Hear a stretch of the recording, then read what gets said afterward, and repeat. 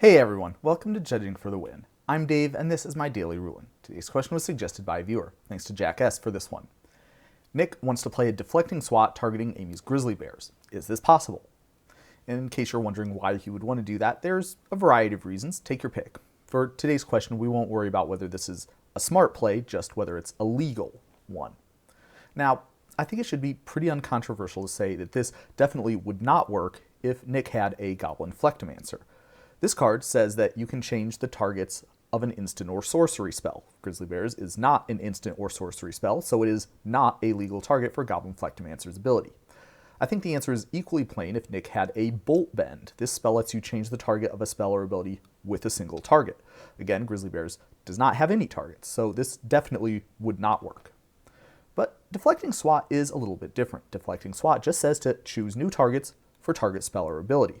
It doesn't specify any properties that spell or ability must have, such as being a certain card type or having a certain number of targets. Grizzly Bears is definitely a spell, so that means it fits the requirements to be the target of Deflecting Swat.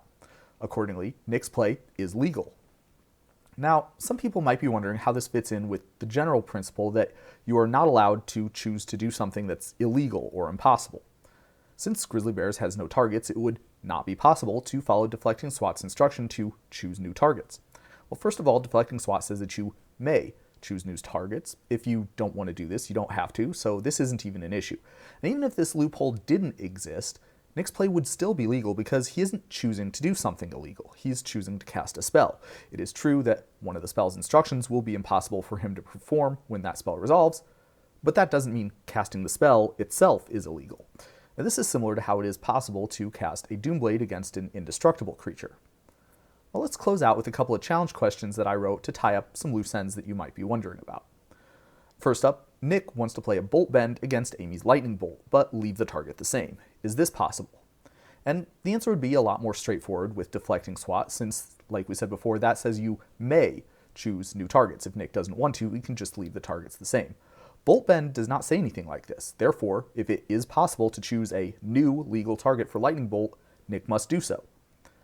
Now finally, let's say that Nick wants to play a Bolt Bend against Amy's combat tutorial that was cast without a target creature. Is this possible? And the answer is yes. Bolt Bend's template checks for the number of times that an object was chosen as the target of combat tutorial during the time combat tutorial was being cast.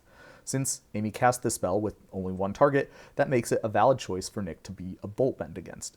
But that's all I have for you today. How did you do? Join me again next time for another daily ruling. Until then, I hope you have a great day.